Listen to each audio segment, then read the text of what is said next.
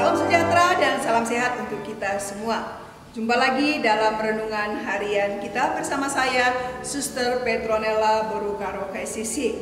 Hari ini hari Jumat tanggal 25 Juni 2021, hari biasa pekan ke-12. Bacaan Injil diambil dari Injil menurut Matius bab 8 ayat 1 sampai ayat 4 dengan tema penyembuhan terjadi ketika kita percaya dan berserah. Setelah Yesus turun dari bukit, orang banyak berbondong-bondong mengikuti dia. Maka datanglah seorang yang sakit kusta kepadanya, lalu sujud menyembah dia dan berkata, "Tuan, jika Tuan mau, Tuan dapat mentahirkan aku." Lalu Yesus mengulurkan tangannya menjamah orang itu dan berkata, "Aku mau, jadilah engkau tahir." Seketika itu juga tahirlah orang itu daripada kustanya. Lalu Yesus berkata kepadanya, "Ingatlah, jangan engkau memberitahukan hal ini kepada siapapun, tetapi pergilah, perlihatkanlah dirimu kepada imam, dan persembahkanlah persembahan yang diperintahkan Musa sebagai bukti bagi mereka." Demikianlah sabda Tuhan. Saudara-saudari yang dikasihi Tuhan, siapa yang tidak kenal dengan Pastor Andi Simon? Di media sosial, Pastor Andi Simon dikenal sebagai pastor penyembuh jalanan. YouTube Pastor Andi Simon telah menayangkan pelayanan kesembuhannya dan telah dilihat ratusan ribu orang. Tanpa takut dan malu, Pastor Andi Simon mendoakan orang sakit yang dia temui di jalan. Ia juga melakukan pelayanan doa di berbagai tempat, mulai rumah sakit dan juga tempat-tempat umum. Apa yang dilakukan oleh Pastor Andi Simon ini tidak luput dari perhatian banyak orang. Mujizat kesembuhan yang dialami membuat banyak orang berkerumun menyaksikan pelayanan doa Pastor Andi Simon.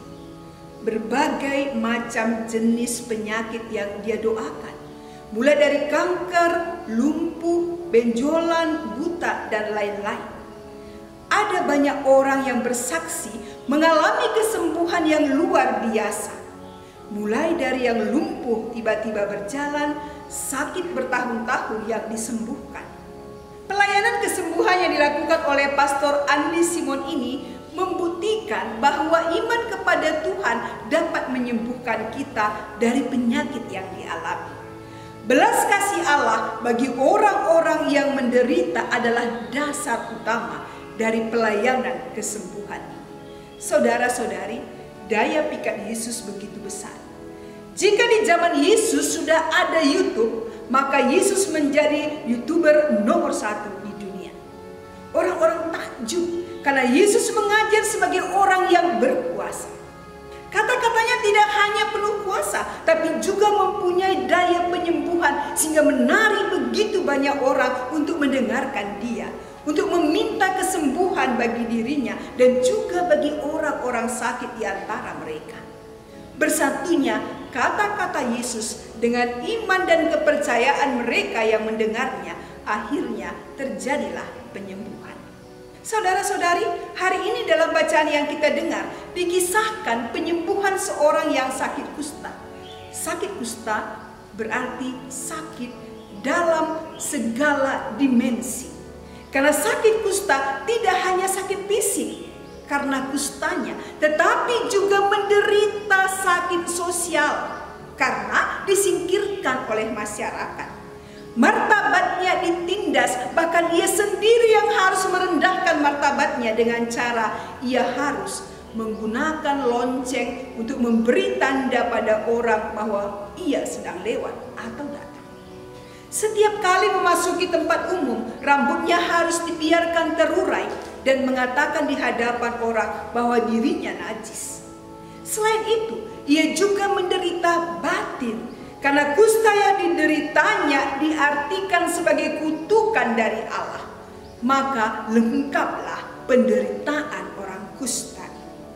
Ketika Yesus Yesus turun dari bukit dan orang banyak berbondong-bondong mengikuti dia, orang yang sakit kusta ini datang kepadanya, sujud menyembah dan dengan kerendahan hati berkata, "Tuan, jika Tuan mau, Tuan dapat mentahirkan aku." Permohonan orang kusta ini singkat, tapi padat dengan pemahaman iman. Karena pertama, ia tahu bahwa Yesus dapat melakukan segala sesuatu. Yesus punya kuasa sehingga tidak ada yang mustahil baginya, termasuk mentahirkannya dari penyakit kustanya. Keyakinan inilah yang membuatnya berani datang memohon kesembuhan dari Yesus. Yang kedua, ia menyerahkan diri kepada kehendaknya. Ia tidak memaksa Yesus untuk mentahirkannya, karena semuanya tergantung pada kerelaan hati dan kehendak Tuhan. Maka ketika Yesus mendengar permintaan orang kusta yang sangat menderita itu, tindakan Yesus adalah ia mengulurkan tangan, menjamah orang itu, memberi peneguhan dengan berkata, "Aku mau, jadilah engkau tahir." Dan tahirlah orang itu dari kustanya.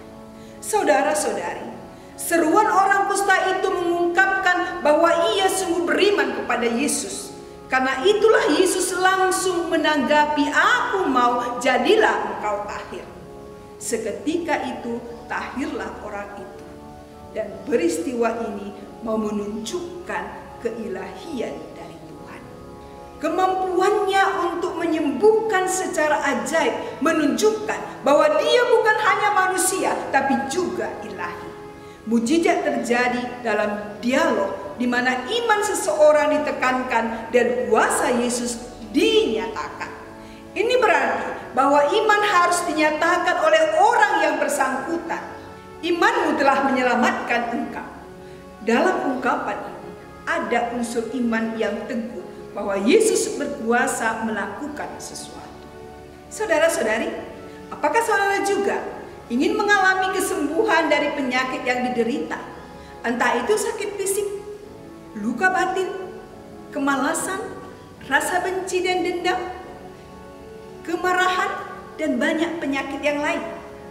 Kita tahu bahwa tidak ada yang mustahil bagi Tuhan, tapi kita jangan lupa bahwa bukan kehendak kita yang harus terjadi, melainkan kehendaknya lah yang jadi. Supaya kuasa kesembuhan dari Tuhan itu terjadi dalam kehidupan kita, syarat satu-satunya yang harus kita lakukan adalah percaya dan berserah kepadanya. Tanpa iman yang sungguh, kesembuhan tidak akan terjadi.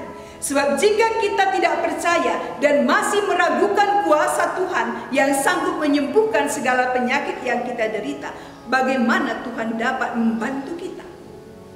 Penyembuhan yang dilakukan oleh Pastor Andi Simon mendapat pro kontra.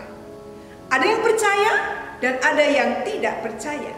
Tetapi realita, banyak orang yang mengimani mengalami kesembuhan dari Tuhan. Disinilah pentingnya iman kepercayaan. Maka mari kita memelihara iman yang benar dan dalam kepercayaan memohon kepada Tuhan sehingga iman dan kepercayaan kita dapat menyembuhkan kita dari semua penyakit yang kita derita. Tuhan memberkati.